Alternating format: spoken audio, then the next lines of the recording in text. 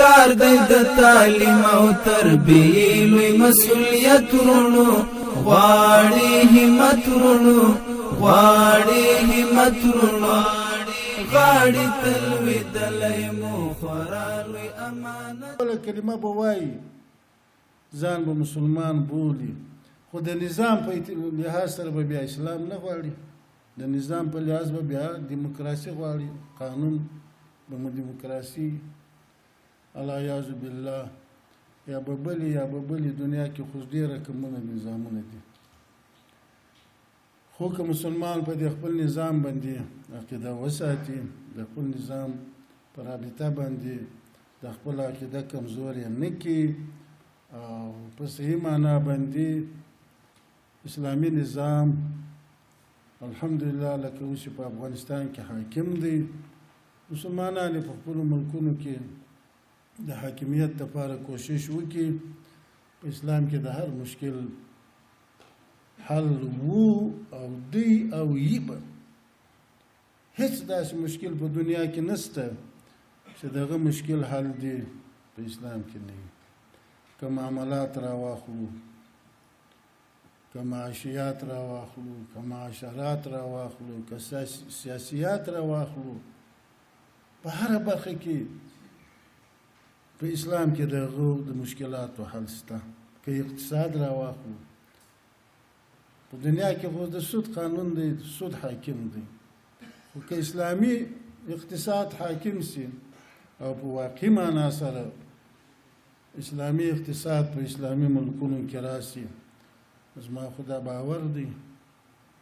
چې هیڅ یو غریب به پاته نشي هیڅ یو مسکین به پاته نشي ټول به د بل د احتیاج وساتل شي به هر حال دا مقدماتي خبره وه مقصد خبره خو د دغو ځوانانو دپاره دا جلسه جوړه شوې ده دغه 20 نفره ځوانان چې اول نمره راغلي دي ښې نمرې وړي دي د کانکور په امتحان کې د نور ملت او د دوی د تشویق دپاره دا جلسه موږ جوړه کړې ده دا دوی انسانان د دوی د تشویق دپاره د دوی د تبریکي دپاره د دوی د اقرباو د تشویق او د نورو شاګردانو د تشویق دپاره دا غونډه جوړه شوې ده او دا غونډه خپل ملت ته دا یو پیغام ورکوي چې ای ملته د دشمن په تبلیغاتو خطا نه وځئ اسلامي امارت د عصري علومو مخالف نه دی اسلامي امارت غواړي چې عصري علومو ته ترقي ورکړي ځکه بیا عصري علومو زموږ ستاسو د ولس دا وطن د بل د احتیاج نه ساتل کیږي موږ ستاسو څخه معیاري شفاخانې غواړي معیاري ډاکټران غواړي على هذا القياس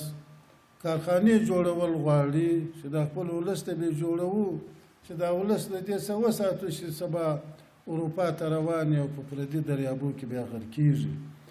یا امریکا ته روانې هلته په هوټلانو کې میزونه پاکوي یا د مردارې لستیانې مردارې نالیانې پاکوي چې په خپل وطن کې ښه د عزت زندګي وکړي دغه نیت به پکې کوو په دې عصري علومو کې بیا به زموږ ستاسې دا د عصري علومو زده کړه هم عبادت وګرځي الله به ثواب ورباندې راکړي نو زه خبره پر دې ځای بس کوم دې 20 ځوانانو ته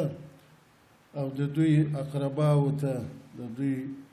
همصنفیانو ته بلکې د ټول افغان ولس ته مبارکبادي ورکوم الله دې داسې ځوانان په افغانستان کې ډیر کړي چې هغه په خپل د علومو کې که دیني علوم دي او که عصري علوم دي په هغو کې کوشش وکړي او یو معیاري استادان معیاري ښوونکي بلکې معیاري معماران د دې وطن د ځان څخه جوړ کړي واقول قولي هذا واستغفر الله لي ولكم ولسائر المسلمين کار دی د تعلیم او تربیې لوی مسؤلیت ورونو غواړي همت ورونو غواړي همت ورونو